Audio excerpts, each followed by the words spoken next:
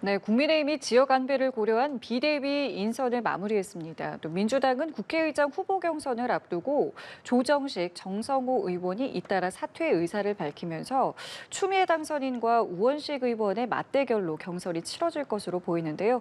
오늘 두 분과 함께 정치권 이슈 살펴보도록 하겠습니다.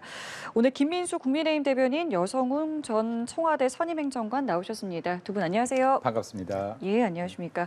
자, 먼저 조금 전에 들어온 소식부터 짚어보겠습니다. 제가 말씀을 드렸습니다마는 이 민주당이 이제 국회의장 후보 경선을 앞두고 있는데 오늘 조정식 그리고 정성호 의원이 사퇴 의사를 밝혔고요. 이렇게 되면서 추미애 당선인 우원식 의원의 양자 대결이 됐습니다. 상당히 좀 뭔가 교통 정리가 좀 빠르게 진행된 것 같아요. 네, 그렇습니다. 오늘 이제 점심 이후에 추미애 당선인과 조정식 당선인이 후보 단일화를 위한 만남을 갖는다. 이 보도가 이제 나왔었거든요. 예. 그러니까 이 보도 이후에 정성호 후보죠. 정성호 후보께서 이제 사퇴한다. 그러면서 이제 사퇴를 하셨어요. 그리고 나서 또 그 이후에 이제 조정식 의원이 추미애 당선인을 국회의장으로 민다. 예. 지금 이런 상황이거든요. 그러니까 사실은 국회의장 선거가 원래는 이제 합의 추대되는 그런 때가 굉장히 많았습니다.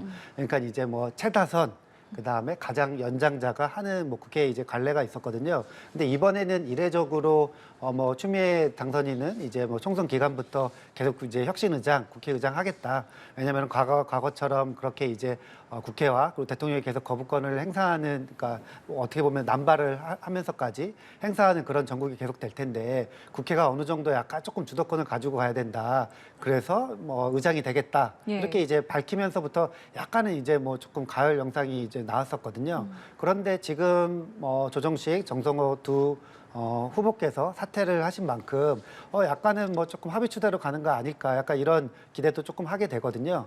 왜냐하면 지금 정성호 의원도 그렇고 조정식 의원도 그렇고 어찌됐든 지금 이제 사퇴를 하면서 최다선인 6선의 추미애 당선인, 네. 그리고 5선인 우원식 당선인, 이렇게 두 분께서 이제 대결하는 걸로 봐서 아마도 지금 이렇게 이제 갑자기 교통 정리가 되는데 그 우원식 후보도 단일화에 조금 가지 않겠나, 이런 전망을 조금 조심스럽게 해볼 수 있을 것 같습니다. 그러니까 조금 더 여지가 있다라는 말씀. 경선까지 가기 그런 것 전에 같아요. 뭔가가 더 예. 있을 수 있을 것이다. 그러니까 4파전에서 이제 예. 두 분이 이제 2파전이 됐잖아요. 예, 2파전이 돼서 예. 오히려 그러면 예전에 이제 갈래대로 그냥 이제 최다선, 그다음에 연장자 순으로 간다고 하면은 추미애 당선인으로 가지 않을까, 이런 좀 생각도 좀 드네요. 어떻게 좀 보고 계세요, 움직임을요? 이재명 당대표의 초기의 시나리오대로는 흘러가지 않고 있는 것 같아요. 예를 들어서 예. 이재명 당대표가 만약에 애초에 복심이 없었다라고 하면 이렇게 국회의장 후보들이 난립되진 않았을 것이다. 그리고 좀 친명색채가 아주 강하고 의사소통이 빠르고 그리고 말을 잘 따를 수 있는 정성호 의원을 원래는 내심 되길 바랬던 게 아닌가라는 의견이 있었는데 그런 예측들을 많이 했었었는데요. 근데 이제 이게 의외의 변수로 등장했던 게 아마 개딸 부대, 그러니까 이재명 당대표의 적극적인 지지층들이 워낙 추미애 대표를 원하고 이에 대한 지지율이 높다 보니까 결국에는 이재명 대표가 전략적 모호성을 보이다가 이제는 좀 뜻을 꺾었다로 보입니다. 그렇기 때문에 이제 여기 박찬대 원내대표가 조정식 의원이나 또 정성호 당선인 같은 경우에 이렇게 좀 이제 불출마를 권유했다라는 얘기들이 계속해서 나오고 있는 것 같고요. 네, 그리고 이제 아까 말씀하셨다시피 이제 결과론적으로는 추미애 의원과 그리고 우원식 의원, 이 두 명의 양자 구도가 지금 보이는데 국민의힘 입장에서는 사실 두 분 중에서 어떤 분이 된다라는 것보다도 둘 다 워낙 국회의장에 대한 강성 발언들을 이어갔기 때문에 어떤 분이 되어도 22대 국회가 과연 타협과 그리고 이게 협치가 있을지 의문이 든다라는 거에 더 큰 우려를 표하고 있는 것 같습니다.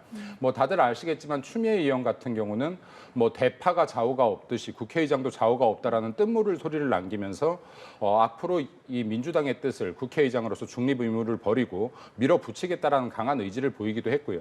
또 여기 우원식 당선인 같은 경우도 국회법이 규정한 중립의 협소함을 넘어서겠다라고 하면서 또 강성 발언을 이어갔어요. 그래서 지금 이 부분에 대해서는 어떠한 분이 당선될지 또 혹은 또 양보가 계속해서 이루어질지 모르겠으나 지금 국회가 존재하는 이유를 좀 명확하게 알고 국회의장의 의무를 좀 명확하게 알았으면 좋겠다. 그래서 22대 국회에 이게 일방적으로 국회의장까지 독주하는 국회가 아니라 협치가 이루어지는 국회였으면 좋겠다라는 말씀 드리고 싶습니다. 어떤 인물이 돼도 좀 우려된다는 말씀을 해주셨는데요. 지금 이게 사퇴도 되고요. 이게 단일화 논의가 이게 좀 급물살을 타는 배경은 좀 어디에 있다고 보고 계세요? 아무래도 저는 지금 뭐 언론 보도에 따르면은 예. 거기서 이제 박찬대 예.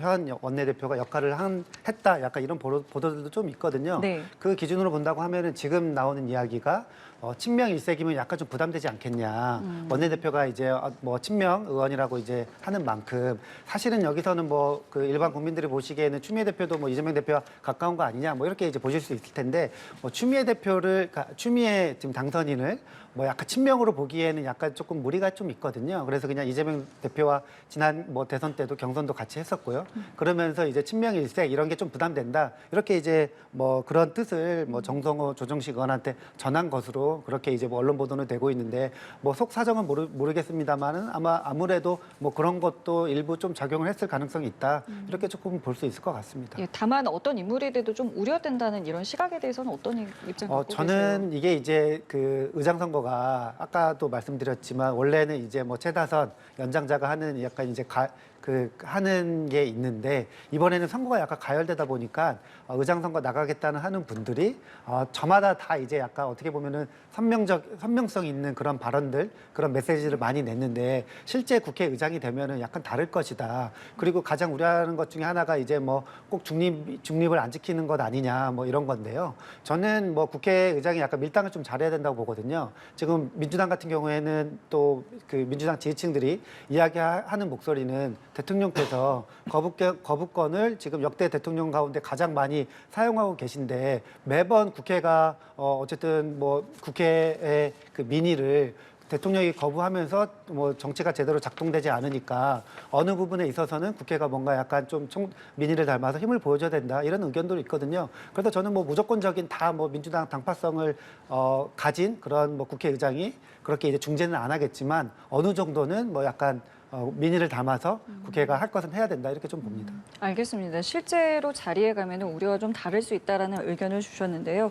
이 황우여 비대위 같은 경우에는 이제 오늘 비대위원회 인선을 발표를 했습니다. 이제 면면을 보면은 당에서는 소통 능력 그리고 지역 안배를 중점적으로 고려했다라고 하는데 어떻게 좀 평가하고 계세요? 근데 말 그대로인 것 같아요. 방금 앵커님 말씀하셨던 것처럼 소통 능력과 지역 안배에 굉장히 많은 신경 쓴 게 보입니다. 뭐 예를 들어서 지금 여기 경기도도 포함되었고요. 그러니까 수도권도 포함되었고 또 서울도 포함되었고 강원도, 충청도까지도 포함된 인사들이다. 근데 저는 뭐 항상 이야기하는데 이게 사실 이런 것들에 너무 규정될 필요는 없지만은 그럼에도 불구하고 국민의힘이 TK 지역에 너무 올인되어 있는 것 아니냐. 그래서 수도권 민심을 잘 살피지 못하는 것 아니냐라는 여론들이 있다 보니 이렇게 좀 안배에 신경을 썼다라고 보입니다.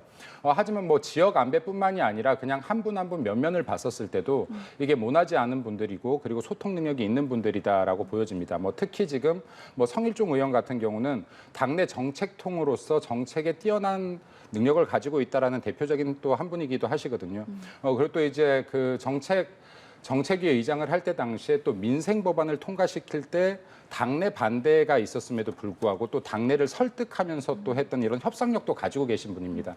그래서 뭐 이제 이런 면면들을 볼 때 그래도 현재 비대위의 주 업무가 주요 역할이 전당대회 준비가 되겠으나 그 과정에서 여러 뭐 공천 그 전당대회 룰 개정이라든가 하는 부분들에 있어서 여러 후보들과 좀 이렇게 또 협상해 나갈 수 있는 여력들이 있으시지 않을까라고 생각되어집니다. 예. 잘 인선한 것 같습니다. 그렇습니까요? 일하는 비대위가 되겠다고 했거든요. 좀 면면을 좀 어떻게 평가하고 계세요? 사실 좀 무난한 뭐 비대위 구성이나 이렇게 보면 될 것 같습니다. 사실은 약간 조금 늦은 감이 있는데요. 지금 황우여 비대위원장이 임명된 지가 비대위가 선임된 지가 꽤 오래됐는데 약간 지금 이제서야 그러니까 뒤늦게 이제 구성을 하는 게 항우여 비대위 출발이 시작부터 약간 좀 좋지는 않다. 뭐 죄송하지만 그런 평가를 할 수밖에 없을 것 같고요. 저는 이 인선 자체가 굉장히 이제 약간 좀 파격적인 인선은 없는 것 같고 그리고 이 비대위 구성이 굉장히 숫자가 좀 적은 것 같습니다. 그런 걸로 봤을 때 뭐 관리형 최초에 이제 이야기 나왔던 대로 관리형 비대위가 관리형 비대위원들을 좀 꾸렸다 이렇게 조금 평가를 하면 될 것 같은데요. 지금 항우여 비대위원장의 가장 큰 숙제 중에 하나는 어찌됐든 지금 뭐 전당대회 룰 관련해서 뭐 몇 대 몇으로 할 것이냐 아니면 개정을 할 것인가 이런 것이 있는 거고요. 지금 또 항우여 비대위원장이 계속 이제 뭐 조금 설화를 조금 낳고 있지 않습니까? 그래서 뭐 홍준표 대구시장이랑도 계속 이제 주거니 받거니 약간 전당대회 개최 시점과 관련해서 예, 전당대회 개최 시점과 관련해서 뭔가 이렇게 설화를 조금 낳고 있는데 뭐 그런 거 관련해서도 만약에 이번에 이제 비대위원들이 다 꾸려지고 제대로 이제 비대위가 시작하면은 그런 것도 잘 수습해야 되지 않을까 뭐 이렇게 조금 전망해 봅니다. 예. 자, 그리고 원내 수석 부대표는 배준영 의원이 맡았습니다. 인천이 지역구잖아요. 네네. 뭐 어떤 역할 좀 기대해 볼 수 있겠습니까? 뭐 추경호 원내대표가 이제 당선되면서 이런 말을 했어요. 그러니까 이제 단일 대우가 돼야 된다. 여권 108석이. 네네.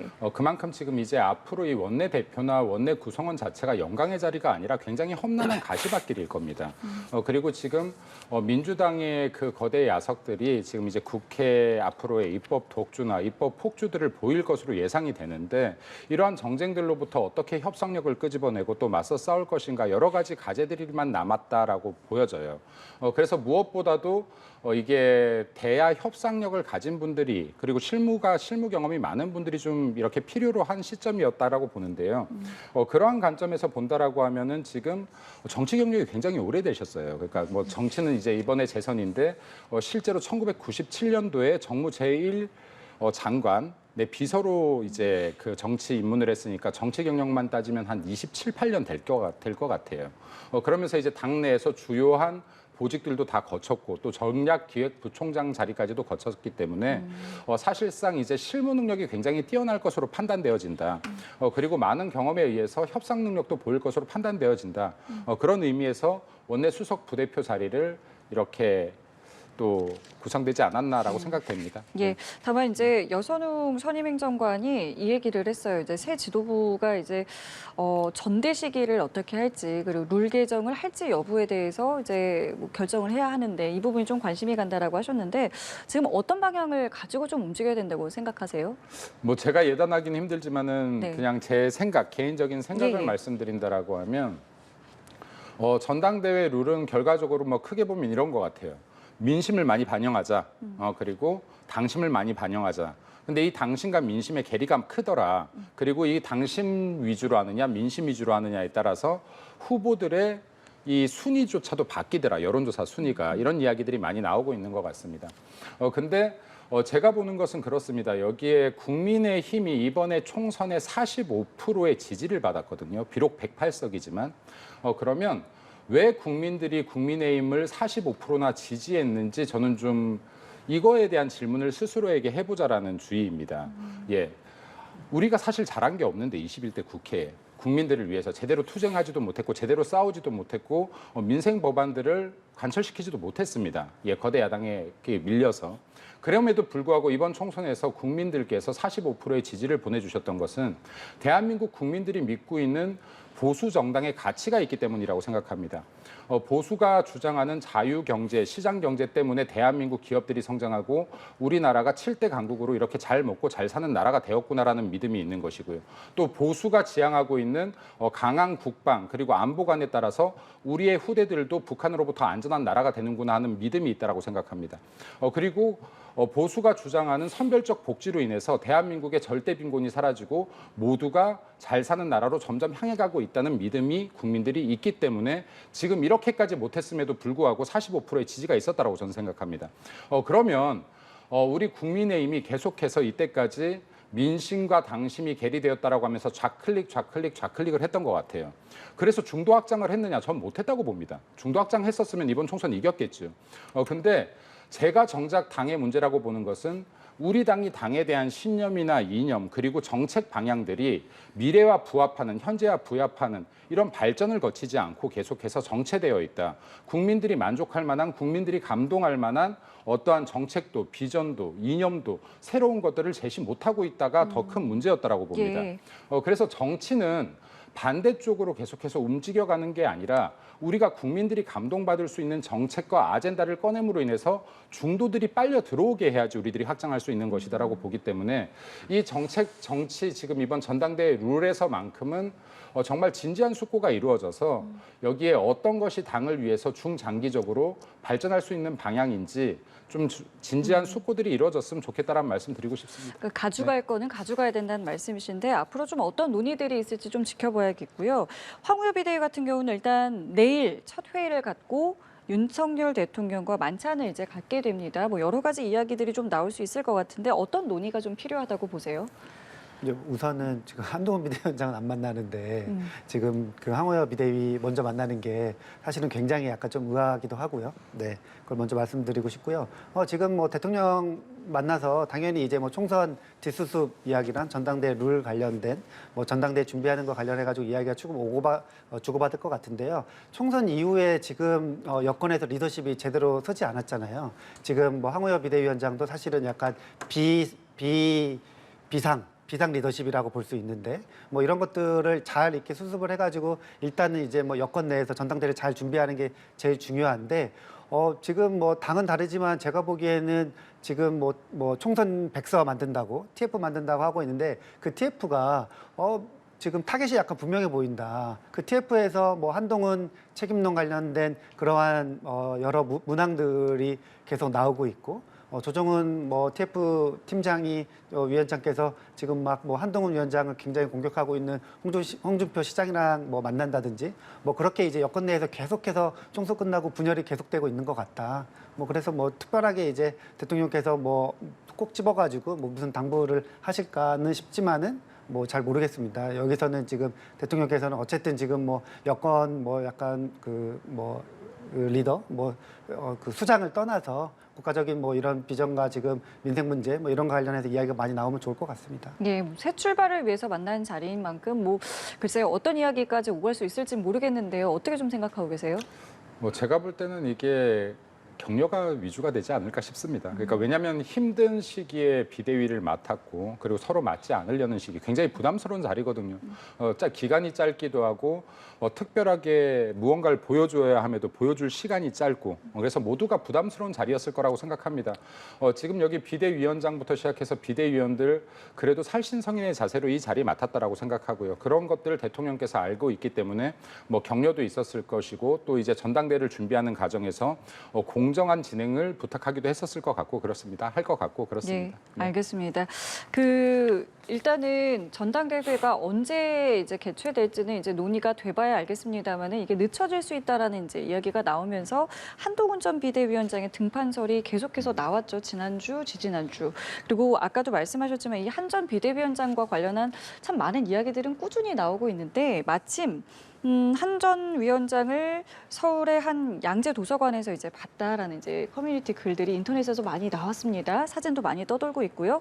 이런 어떤 움직임에 대해서는 개인적으로 좀 어떻게 보고 계세요? 한동훈 위원장이 국민의힘 내에서 확실히 팬덤을 가지고 있는 것 같다. 그리고 그 팬덤이 총선 거치면서 더욱더 견고해지고 약간 좀 단단해지는 느낌을 저는 개인적으로 봤거든요. 한동훈 비대위원장이 법무장관 시절부터 계속 뭐 셀카를 여러 번 찍고 뭐 KTX 열차를 놓치기도 하고 뭐 이런 뭐 계속 이제 어떻게 보면 에피소드들이 있는데요. 저는 지금 여권 내에서 총선 끝나고 한동훈 책임론이 굉장히 이제 세게 불고 있는데 그런 한동훈 책임론이 불면 불수록 한동훈 위원장은 등판 가능성은 더 높아질 수밖에 없다. 최근에 한동훈 비대위원장의 뭐 팬카페가 굉장히 숫자가 많이 늘어났다고 해요. 뭐 그런 것들을 볼 때 저는 지금 국민의힘 계열에서 한동훈 비대위원장만큼 이런 강한 팬덤을 가지고 있는 사람이 없으니까 전당대회 룰이 중요하겠지만 전당대회 룰과 상관없이 한동훈 비대위원장은 출마하시면 무조건 당선될 되지 않으실까 뭐 이런 개인적인 좀 생각을 해봅니다. 다만 이제 출마에 대해서는 조금 더 지켜봐야 되겠다. 근데 출마 가능성 굉장히 높은 것 같아요. 높다고 보세요. 예, 그러니까 예전부터 이제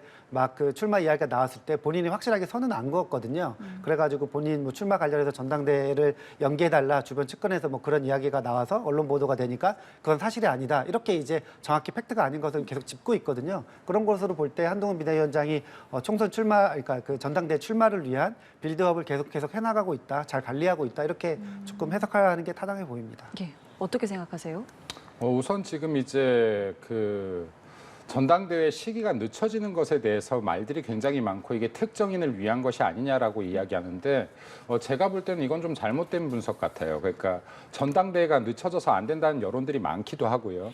그리고 사실 만약에 늦춰진다라고 했을 때 특정인에게 유리할 수 있는 구도는 아니다. 되려 정치권에서 한두 달이면 굉장히 긴 시간이 있기 때문에 변수가 높아질 가능성이 많다, 되려라는 생각이 듭니다. 그러니까 아직까지 출마 의사표시를 안 한 분들이 출마 의사표시를 강하게 할 수도 있고요.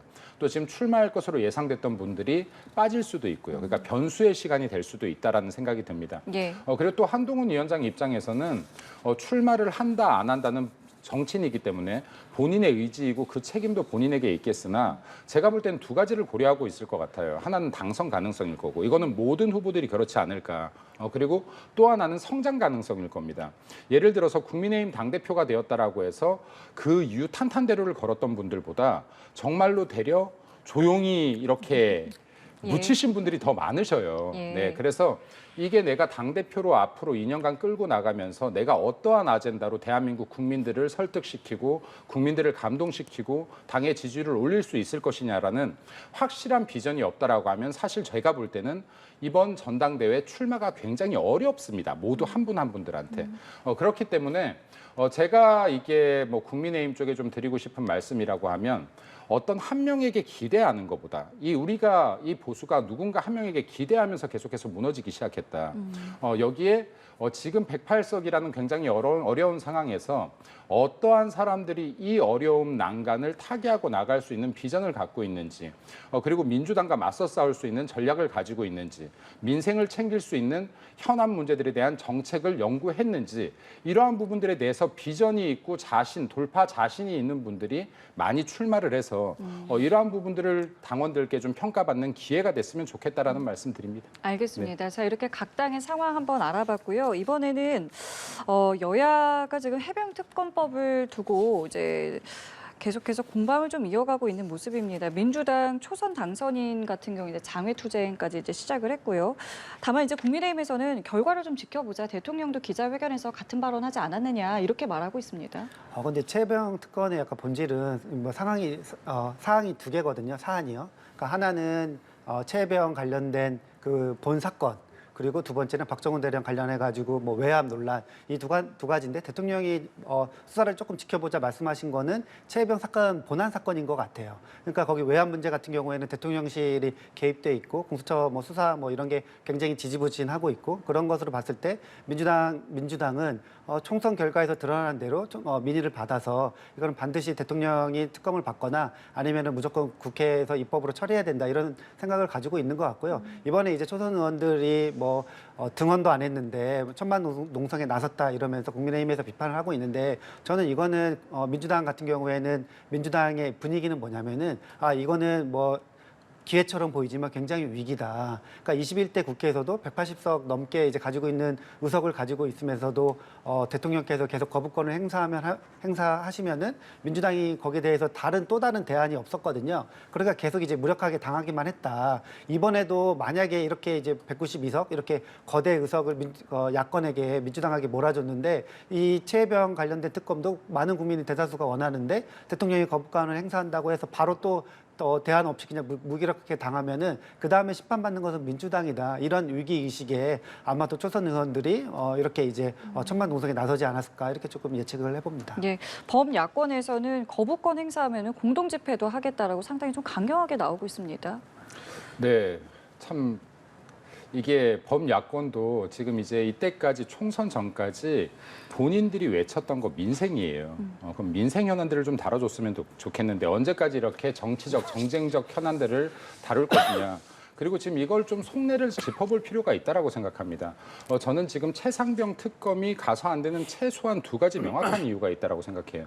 그럼 첫 번째는 수사 중인 사건이다라는 겁니다. 지금 공수처에서 이미 수사 중인 사건이고 수사의 급물살을 타고 있는 사건입니다. 그 공수처 같은 경우는 민주당이 검찰 수사 못 믿겠다면서 1,000억 원을 들여서 만들었던 기관이에요. 네, 그리고 매년 200억의 예산을 쓰고 있는 기관입니다. 자, 이 기관에서 민주당이 믿을 수 있다라고 해서 만든 기관에서 지금 조사 중인 사건이다라는 말씀을 드리고 싶고요. 그 어떠한 특검도 수사 중에 이렇게 특검이 열리는 경우가 없다. 수사의 결과를 보고 수사가 미진한 부분이 있다라고 하면 특검이 열릴 수 있겠으나 수사 결과조차도 보지 않고 수사 중인 사건을 특검이 가로채 간다면 대려 이 사건의 해결점, 그러니까 이 사건의 진실을 밝히는 것이 시간이 걸릴 뿐이다. 라는 말씀을 좀 드리고 싶습니다. 그래서 민주당에서 굳이 지금 상황에서 특검을 주장하는 것은 사건의 실체적 진실을 파악하는 것보다 정쟁으로 사용하기 위함이다가 그 첫 번째 이유이고요. 그리고 두 번째는 불합리한 정치적, 정쟁적 특검이라는 건데요.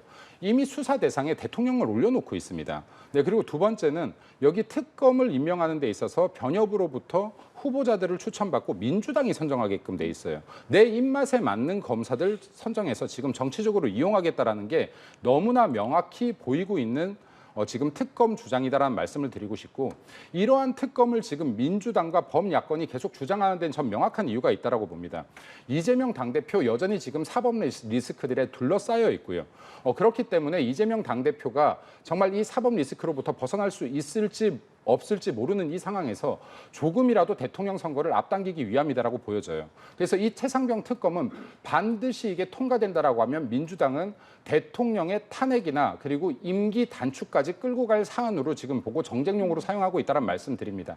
그렇기 때문에 국민의힘에서도 이 부분을 명확하게 진단하고 대응하셔야 된다는 말씀도 드리고 싶습니다. 알겠습니다. 오늘 두 분 말씀 저희 여기까지 함께하겠습니다. 지금까지 김민수 국민의힘 대변인, 여선웅 전 청와대 선임행정관과 함께했습니다. 두 분 감사합니다. 감사합니다.